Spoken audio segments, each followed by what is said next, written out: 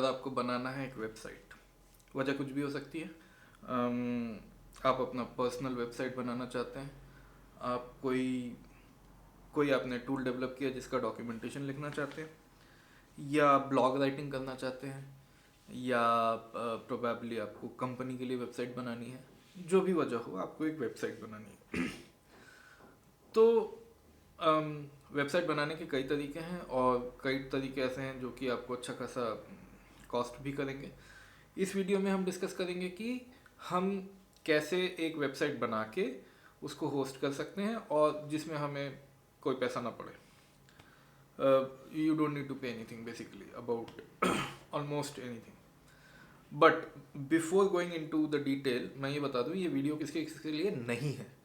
किसके लिए नहीं है? ये उसके लिए नहीं है जो कि ये चाहता है कि उसकी वेबसाइट कोई बड़ी डायनामिक वेबसाइट हो, जैसे ई कॉमर्स टाइप का कुछ हो। ऐसा नहीं है। ये वीडियो आपके लिए नहीं है। अगर आप चाहते हैं कि आपका बहुत हेवी कंटेंट राइटिंग का काम है, तो इवन इन दैट केस ये वीडियो आपके लिए नहीं है। आप अगर सिंपल स्टैटिक वेबसाइट बनाना चाहते हैं, तब आप इस वीडियो को आगे तक देखें। अदरवाइज आप सिर्फ इतना कर सकते हैं कि अगर आपको ऐसा लगे ये वीडियो देख के कि ये किसी और के काम आ सकता है, आपके किसी जान पहचान के, किसी दोस्त के, या किसी के भी, तो आप जस्ट उसको ये फॉरवर्ड कर दीजिए। That's it. इससे ज़्यादा स्कोप इस वीडियो का नहीं है। हम किस बारे में बात करने वाले हैं? हम बात करने वाले हैं static website hosting without any cost.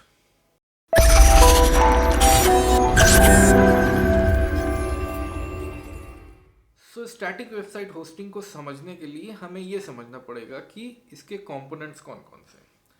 किसी भी वेबसाइट को होस्ट करने के 3 कंपोनेंट होते हैं। एक होता है वेबसाइट, बनी हुई वेबसाइट जिसे कि हमें होस्ट करना हो। दूसरा होता है होस्टिंग प्रोवाइडर, जहाँ पे आपकी वेबसाइट होस्ट होगी, और वो होस्टिंग प्रोवाइडर आपसे पैसे लेगा होस्टिंग करने के।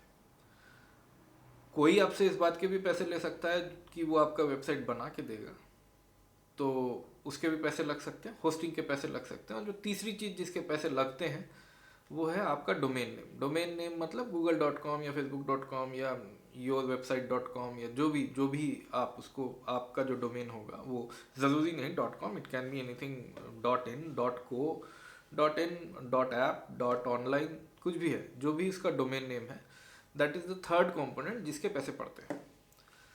अगर आपको अपना डोमेन नेम चाहिए तो उसके पैसे तो नहीं बचा सकते आप, उसको तो आपको खरीदना ही पड़ेगा। उसके तो जो पैसे लगेंगे वो लगेंगे।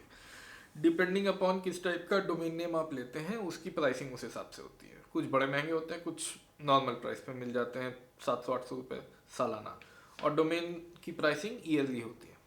तो वो एक कंपोनेंट है जिस पर आप पैसा नहीं बचा सकते।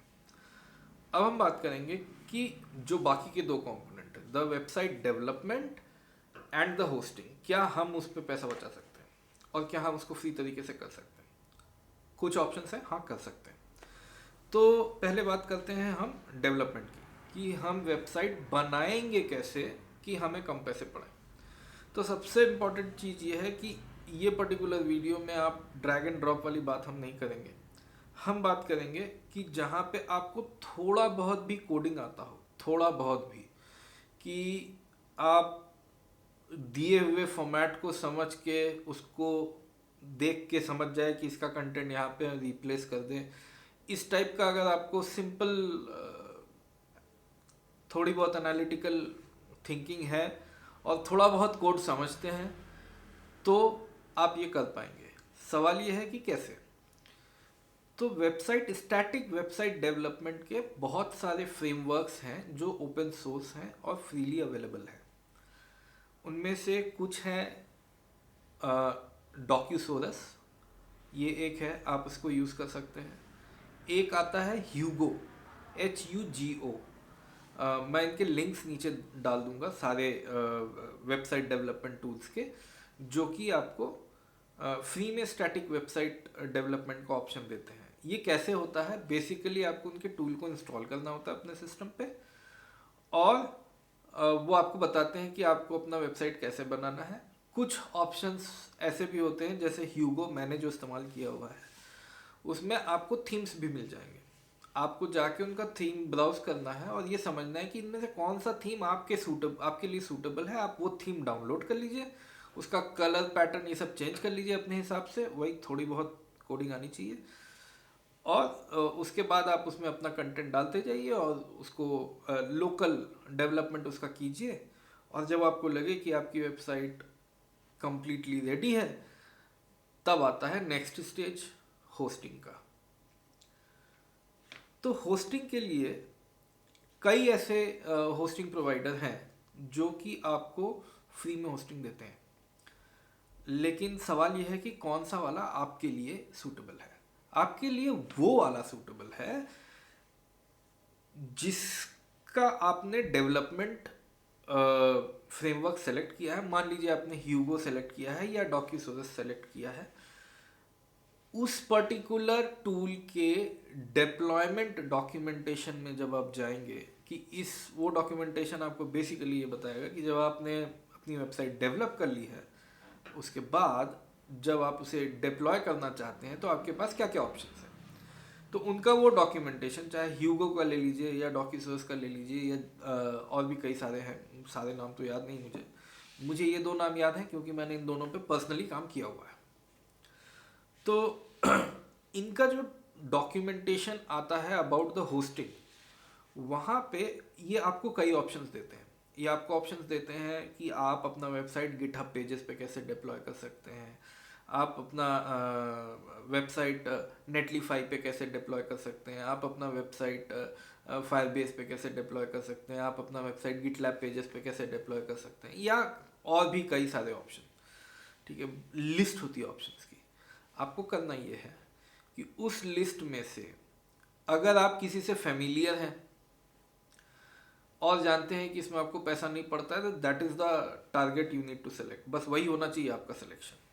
अगर नहीं तो आपको वो जितने प्रोवाइडर, होस्टिंग प्रोवाइडर दिए हुए हैं, आप उनकी वेबसाइट पे जाके देखिए और ये समझिए कि उनकी वेबसाइट पे प्राइसिंग मॉडल क्या है। मोस्ट ऑफ देम आपको एक प्राइसिंग टियर देंगे जो कि फ्री होगा, जिसमें आपको कोई पैसा नहीं लगेगा। उसकी कंडीशन सिर्फ ये होती है कि उसका जो है ऑडियंस, वो मान के चलते हैं कि बहुत ह्यूज ऑडियंस नहीं है। ऑब्वियसली आपके वेबसाइट के कुछ मिलियंस में यूजर्स तो नहीं होने वाले इन द बिगिनिंग। अगर मिलियंस में यूजर होने वाले हैं तो आपकी रेवेन्यू भी होने वाली है। उस केस में आपको फ्री वेबसाइट होस्टिंग का देखने की जरूरत नहीं पड़ेगी, आप पैसा देके भी होस्टिंग करवा सकते हैं। लेकिन हम बात कर रहे हैं फ्री की, तो वो limit is sufficient if you are starting up with something. ठीक है, और इवन विद मॉडरेट, अगर आपके पास ट्रैफिक लोड है आपकी वेबसाइट का, उस केस में भी वो काम करता है। मैंने एक डिप्लॉयमेंट किया हुआ था नेटलीफाई पे, एक मैंने शायद डिप्लॉयमेंट किया हुआ है रेंडर पे, और एक किया हुआ है फायरबेस पे। मुझे तीनों में कभी भी कोई भी समस्या सामने नहीं आई कि पेज धीमे लोड हो रहा है या कुछ भी नहीं। एकदम बढ़िया लोड होता है, बढ़िया तरीके से काम करता है, कोई समस्या नहीं है। तो करना ये है कि जो होस्टिंग प्रोवाइडर उस पर्टिकुलर टूल के अगेंस्ट में दिए हुए हैं, जैसे फॉर एग्जांपल आपने डॉक्यूसोर्स ले रखा है, तो डॉक्यूसोर्स के अगेंस्ट में मान लीजिए 5 होस्टिंग प्रोवाइडर्स ने अपने डॉक्यूमेंटेशन में बताए हैं। आपको उनको जाके देखना है कि इसमें फ्री टियर अवेलेबल है। जिसमें भी फ्री टियर अवेलेबल है आपको उसका डॉक्यूमेंटेशन पढ़ना है और उसको इम्प्लीमेंट करना है, और उस तरीके से आपकी जो बनी हुई वेबसाइट है उस पर्टिकुलर होस्टिंग प्रोवाइडर पे जाके होस्ट हो जाएगी। अब वो जब होस्ट होगी, वो आपको एक वियर्ड सा यूआरएल देगी उस पर्टिकुलर वेबसाइट के लिए। वो यूआरएल होगा उनका खुद का बनाया हुआ, कोई एक random URL, your website hyphen some number underscore something bla bla bla dot something dot something dot something, इस टाइप का एक गंदा सा यूआरएल होगा। सर्टेनली आप उसके साथ जाके अपनी वेबसाइट लॉन्च नहीं करेंगे। आपको चाहिए होगा एक तमीज वाला कायदे का डोमेन नेम। ये स्टेप आता है जहाँ पे आप पैसा खर्चा करके डोमेन नेम लेंगे, और ये लास्ट स्टेज है जहाँ पे आप अपने डोमेन नेम की सेटिंग इस पर्टिकुलर होस्टिंग प्रोवाइडर पे करेंगे। और जब आप ये कर लेंगे तो ये होस्टिंग प्रोवाइडर आपको ऑप्शन देता है कि कैसे करेंगे ये कॉन्फ़िगरेशन। वो आपको हो सकता है बोलेगा आप txt रिकॉर्ड ऐड कीजिए। अगर आपको मेरी भाषा इस समय उल जलूल लग रही है तो थोड़ा सब्र कीजिए। या वो आपको बोलेगा कि आप उसका नेम सर्वर चेंज कर लीजिए, या वो आपको बोलेगा कि मोस्टली TXT रिकॉर्ड या C वैल्यू से काम हो जाता है। अदरवाइज कभी कभी लोग बोलते हैं कि नेम सर्वर चेंज कीजिए, हमारे नेम सर्वर को यूज़ कीजिए और उसके बाद सारे कॉन्फ़िगरेशन आपको यहाँ से करने पड़ेंगे, एंड इन द एंड वो आपको या तो बोलेगा ए नेम कन्फिगर करने के लिए, या फिर वो आपको कुछ अलग से स्टेप्स देगा जिससे वो आपके डोमेन नेम को उस पर्टिकुलर वेबसाइट की होस्टिंग लोकेशन के साथ लिंक कर लेगा। सो ये जो लास्ट स्टेप है जिसमें थोड़ा बहुत डोमेन कॉन्फ़िगरेशन हैंडल करना आना चाहिए, अगर आपको ये आता है तो आप ये तीसरा स्टेप कंप्लीट करेंगे तो फिर आपकी वेबसाइट लाइव चली जाएगी, परफेक्टली लाइव होगी, आपको कोई समस्या नहीं होगी।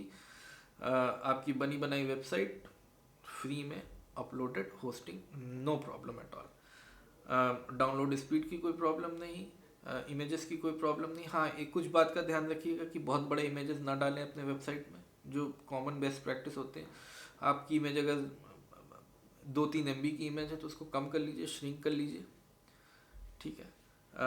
अगर आपके पास श्रिंक करके JPEG मत डालिए, कोशिश कीजिए J2K डालिए, या फिर WebP फॉर्मेट में डालिए, तो इससे साइज़ छोटा हो जाता है, और छोटे साइज़ की वेबसाइट होगी, छोटे साइज़ की इमेज होगी, जल्दी लोड होगी, जल्दी आसानी से दिख जाएगी। यही बेसिक चीज़ें होती हैं। तो ये बेसिक तरीका है आपको अपना वेबसाइट बना के होस्ट करके अपने डोमेन नेम के साथ लिंक करने का। फ्री वेबसाइट डेवलपमेंट के कुछ फ्रेमवर्क्स मैं नीचे लिस्ट कर दूंगा, कुछ होस्टिंग प्रोवाइडर्स लिस्ट कर दूंगा, और कुछ डोमेन नेम प्रोवाइडर लिस्ट कर दूंगा जहां से आप डोमेन नेम खरीद सकते हैं। जनरली तो आप जानते हैं इंडिया में अगर तो GoDaddy हो गया, और गूगल डोमेन से हो सकता है, बिग रॉक इन से हो सकता है, और भी चीज़ें हैं, आप कहीं से भी खरीद सकते हैं। तो ये सारी चीज़ें मैं नीचे डिस्क्रिप्शन में डाल दूंगा, you can go ahead and read that.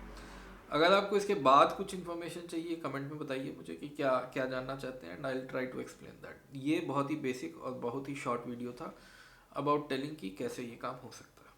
Thank you.